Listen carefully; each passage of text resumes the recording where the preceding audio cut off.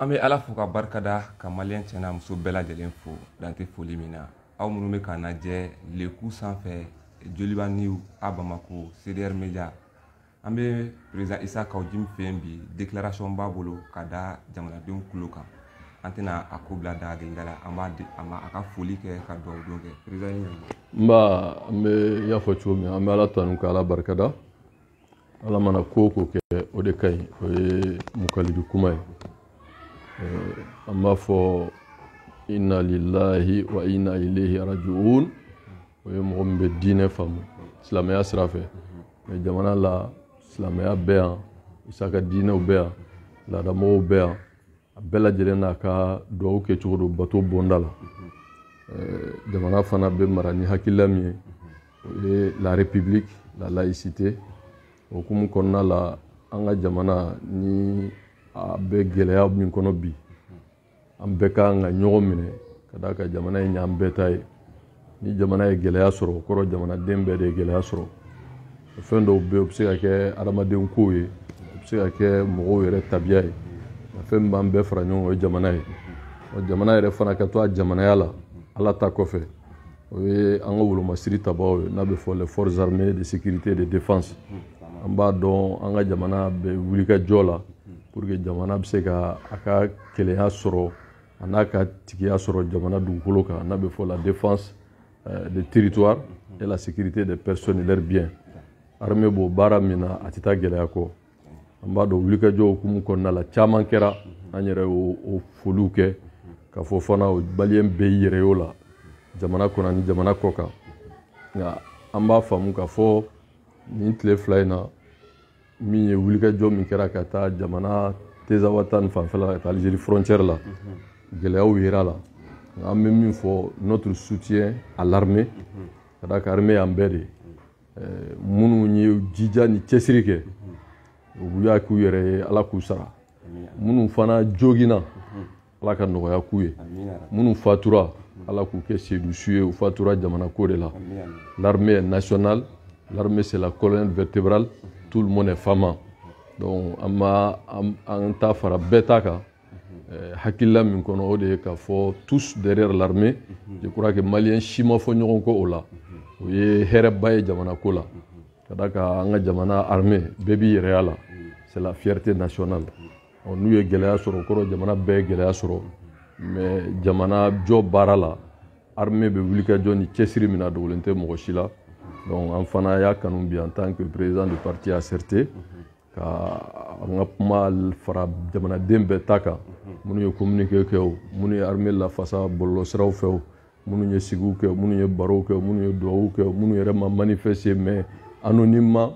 u ye o dugawu donw kɛ, ou bien o y'o tasibila, ou bien o y'o miiriya ɲɛsin armée ma. Vraiment o ka bɛɛ fo, an b'an ta fara jamana faamaw, jamana marabagaw ta kan ka Ala deli Ala ka jamana kolosuma, Ala ka armée dɛmɛ ayisa u ka se ka jija kɛ ka cɛsiri kɛ, u ka laɲini tɛ dɔwɛrɛ ye ka jamana de lakana, ka jamanadenw lakana pour que basigi bɛ se ka na jamana kɔnɔ cogo min na. Donc o baara in na an y'a kanu ka aw kunnafonidilaw wele, minnu bɛ yan minnu tɛ yan, laɲini ye de ka d'a kan fɔ ma communication directe. On pouvait faire un communiqué sur page, mais an bolo n'an kumana bamanankan na k'a bayɛlɛma tubabukan na, mɔgɔ caman bɛ nafa sɔrɔ a la. C'est une communication directe. Donc an bolo vraiment o ye fɛn ye min jɔyɔrɔ ka bon. Donc an bɛ dugawu kɛ vraiment Ala ka jamana kolosuma, Ala ka na ni bɛn ni basigi ye. An bɛ faranga min kɛ kuma la, an k'an yɛrɛ kɔlɔsi, an k'an farati. L'armée est sacrée. L'armée c'est le peuple c'est l'armée. Armée baara kɛcogo a n'a taabolo an k'o to armée ma, parce que armée ye fɛn min ye ne kuma bɛɛ ne bɛ siran, parce que domaine min don c'est très sensible. Armée a besoin de discrétion, armée a besoin d'efficacité, c'est pour cela on dit la grande miette. Bon an ye min kɔlɔsi nin wagati ninnu na bɛɛ de kelen don spécialiste ye, bɛɛ de bɛ t'i sigi min ka di da i b'o fɔ. Bon tuma dɔw la an ka sabali a kɔlɔlɔ bɛ se an ka diplomatie ma, ka jamana dɔw ta u tɔgɔ ma, ka kalonbaw tigɛ, ka kumaw fɔ kuma minnu dalilu t'i bolo. Ne bolo an k'an yɛrɛ kɔlɔsi, minnu bɛ k'a kɛ penser k'u bɛ ka jamana dɛmɛ, au contraire u bɛ k'u yɛrɛ de yira jamana dɛmɛ t'o ye. jamana dɛmɛ ye bi min ye bi ni jeunesse do jeunesse jɔyɔrɔ ye mun ye volontairement k'a fɔ nous sommes des volontaires pour aller au front o ye misaliya dɔ ye ni dɛmɛ do solidarité ye jumɛn ye bi n'an bɛɛ bɛ se k'an ka dɔrɔmɛ n'an ka filaw fara ɲɔgɔn kan se bɛ min ye dɔɔni bɛ min bolo k'o kɛ soutien à l'armée ni dɛmɛ do dɛmɛ ye mun ye armée yɛrɛ ka communiqué officiel n'o bɛ tɛmɛ a ka kunnafoni di sira fɛ k'o lase jamanadenw ka bɔ a kalama k'o relayer k'o partager ka d'aw ma parce que mɔgɔw k'u sigi k'u yɛrɛ kɛ spécialiste ye min ka d'u da u b'o fɔ u bɛ jamana dɔw ta u tɔgɔ ma olu y'a kɛ tan olu y'a bɔ tan olu y'a bɔ tan mɔgɔw k'u farati anw ka jamana ni jamana wolonwula de bɛ frontière kɛ anw ka jamanaden bɛ nin bɛɛ la wa anw ka jamana lakana fɔ min ma c'est à dire que lakana dulonnen don nin bɛɛ la parce que frontière bɛ di mɔgɔ o mɔgɔ cɛ i ka lakana dulonnen don a tigi la ka da ko caman kan tɛna développer donc mɔgɔw fɛn min bɛ qui sont dans le cadre de la diplomatie olu an k'o to diplomate bolo k'o baara kɛ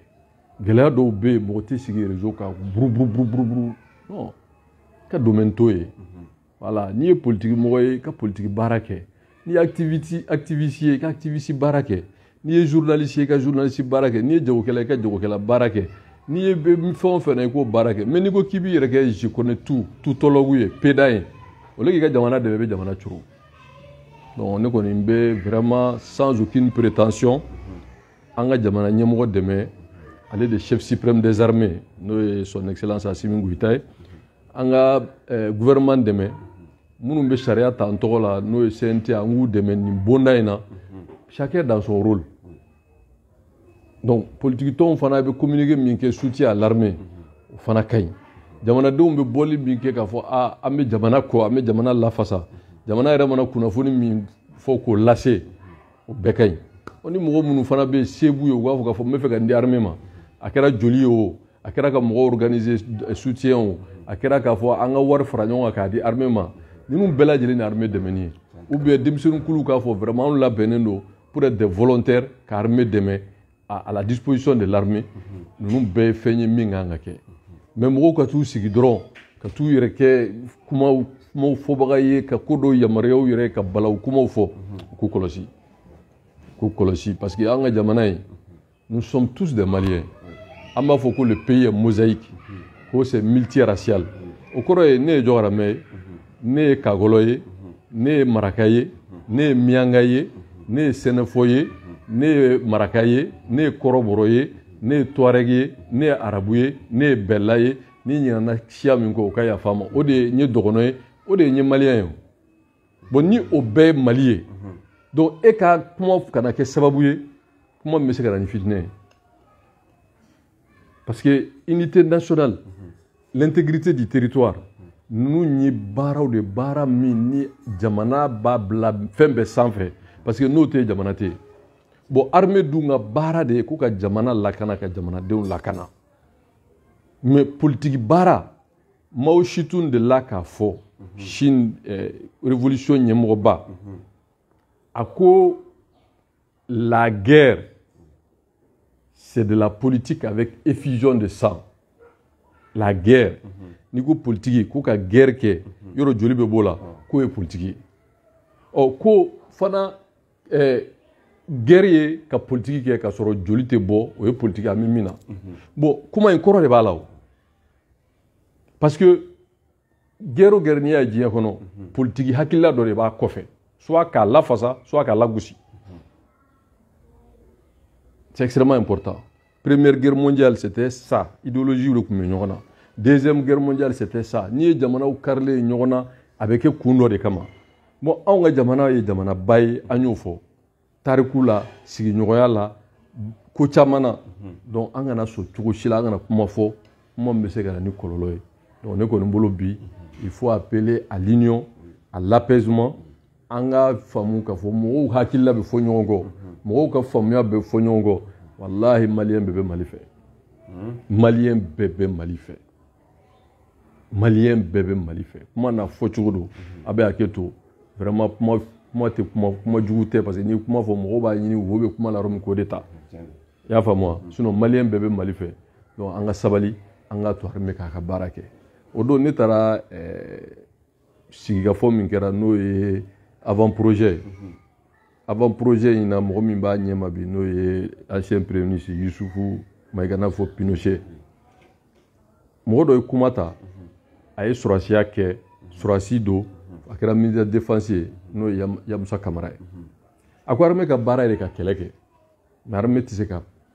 na ni basigi ye jamana kɔnɔ ça ne peut pas amener la paix, ça c'est une dimension politique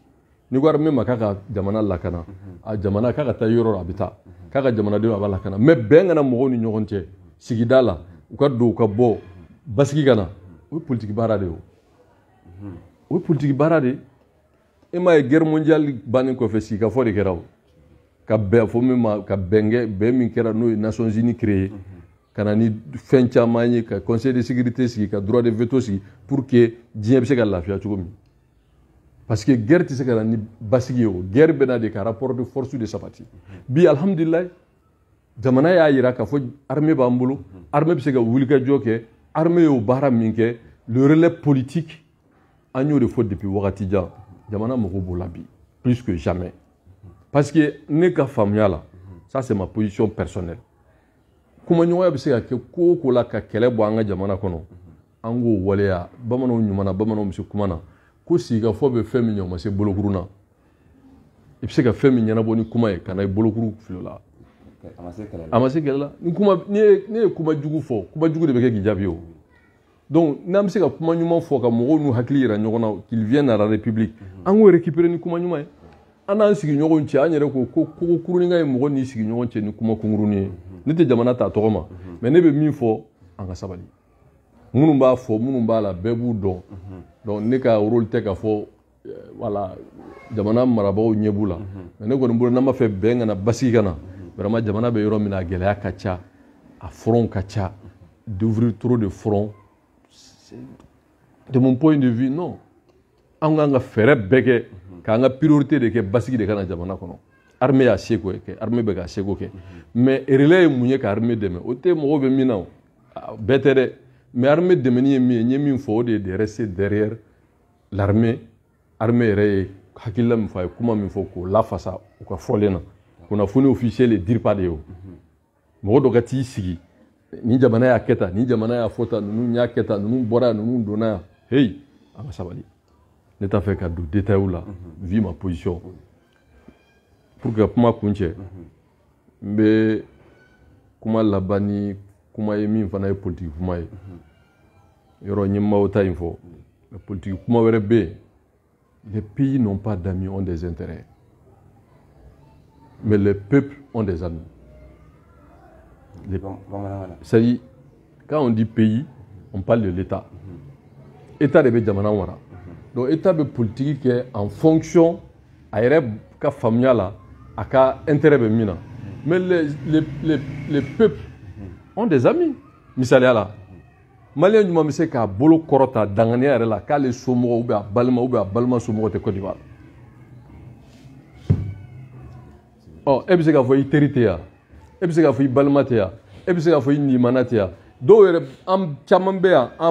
an kabila dɔw bɛ yan, an kabila dɔw bɛ Côte d'Ivoire. Bon, n'i ye Sikaso jamana ta, i tɛ Sikaso ka sɔrɔ un pays brave min ka mɔgɔ dɔ sigilen tɛ f'a kɛra Ivoirien ye. Anw ye jamana fɔ an ka jamana ma ko pays de migration et d'immigration. An kana sɔn vraiment wagati ko la dɔrɔn an ka na sira dɔ ye. N'i ye Laginɛ ta. N delila k'a fɔ an ka sigi tɛmɛnen na a bɛ fɔ un peuple deux poumons jamana kelen ou bien adamaden kelen ka sɔrɔ poumon fila bɛɛ mɔgɔ kelen na bon o bɛ mun yira a b'a yɛrɛ k'a fɔ a bɛɛ ye jamana kelen n'i y'a daminɛ Sebenikɔrɔ fo ka taa se Kurumale fo ka tɛmɛ o la a bɛɛ tɛ jamana kelen ɲɛ n'i y'a daminɛ Kayi fo ka taa Tamba a bɛɛ tɛ jamana kelen ɲɛ bon o kelen bɛ cogo min na n'i y'a daminɛ Kidal ka taa fo Tezawatane kɔfɛ fo ka taa Algérie jamana dugu fɔlɔ min bɛ yen n'a bɛ fɔ ko dugu in tɔgɔ tɛ filɛ nin kɔnɔ comment on appelle ça là Algérie comme la première ville d'Algérie là n'i tɛmɛna Algérie frontière la mais o jamana in a bɛɛ tɛ maliyɛn yan a bɛɛ maliyɛn Tamaracet je veux dire a bɛɛ tɛ maliyɛn yan bon n'i ye Mauritanie fana ta k'a lajɛ fo ka nɛɛma Mali bɛ yen nɛɛma Mauritanie bɛ yen a bɛɛ ye mun ye jamana kelenw tɛ yan donc n'an b'o sigiɲɔgɔnya la ani Burkina bɛ ten ani Niger bɛ ten an ka sabali politique gɛlɛyaw mana na an k'o to jamana marabagaw bolo olu k'o baara kɛ mais min ye jamana yɛrɛ kisili ye jamana bɛ gɛlɛya la wagati min na an bɛɛ ka ɲɔgɔn minɛ o de ka fisa an ka kumaw yɛrɛkɛ kuma minnu i bɛ taa sɔrɔ olu ka jamana dɛmɛ a bɛ jamana bila lahala min qui n'est même pas bon pour notre cohésion parce que nous, des fois, on est tous maliens. Non, si on est tous maliens, donc on a anclé toi là, on a signoya, on est badéa, on est ben, on a kumafo. Mi armée la façalier, armée la façalier, malien beboka.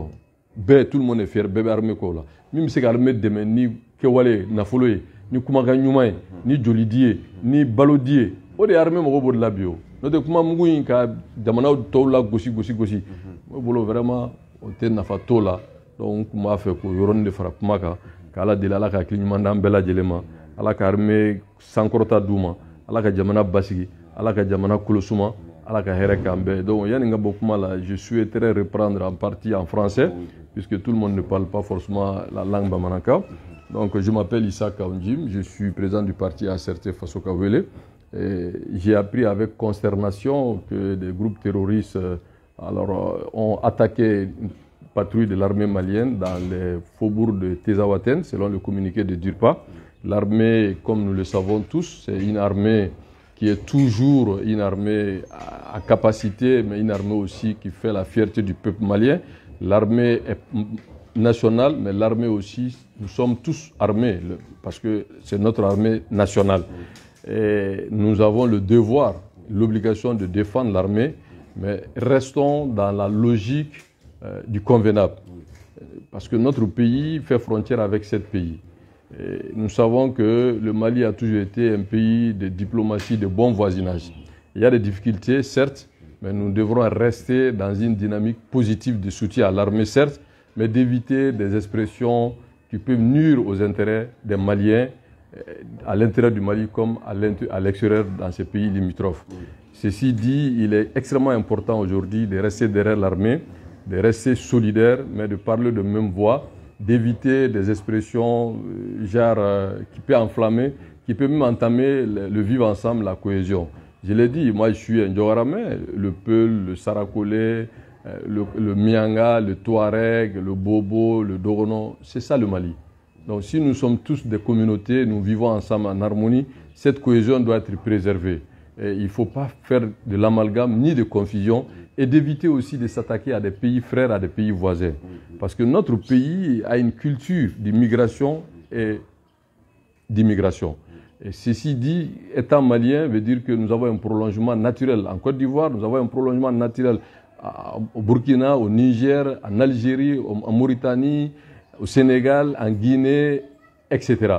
Et ceci étant, c'est à nous d'avoir l'intelligence d'avoir une politique de bon voisinage qui a toujours été la ligne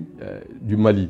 Et donc si nous sommes aujourd'hui à la reconquête de notre territoire, à la fierté vraiment nationale qui est saluée et ressaluée par tous les peuples maliens, sous le leadership du président de la transition, son Excellence Assimi Goïta, il est de notre devoir d'attirer l'attention des uns et des autres que soutenir son armée doit être vraiment dans le concret. Soutien à l'armée, c'est comment contribuer à renforcer les moyens de l'armée. C'est comment mobiliser la jeunesse à faire des dons de sang. C'est comment que la jeunesse aujourd'hui peut se mobiliser et demander à être des volontaires pour soutenir l'armée. C'est aussi ceux qui ont les moyens, comment nous pouvons vraiment faire en sorte que ces moyens-là puissent en partie être mis à la disposition de l'armée. C'est aussi relayer les communiqués et les paroles officielles du DURPA et les responsables militaires. C'est en cela que nous rendons service à notre armée, c'est en cela que nous défendons valablement notre pays. Donc moi, en tant que président du parti ACRT, j'estime aujourd'hui qu'un bon Malien doit tenir un langage de paix, un langage de dialogue, un langage de cohésion, parce que le Mali est un pays carrefour, un pays central. J'ai dit en Bamananka, c'est une citation de Mao Zedong, qui est le père de la révolution chinoise, qui dit que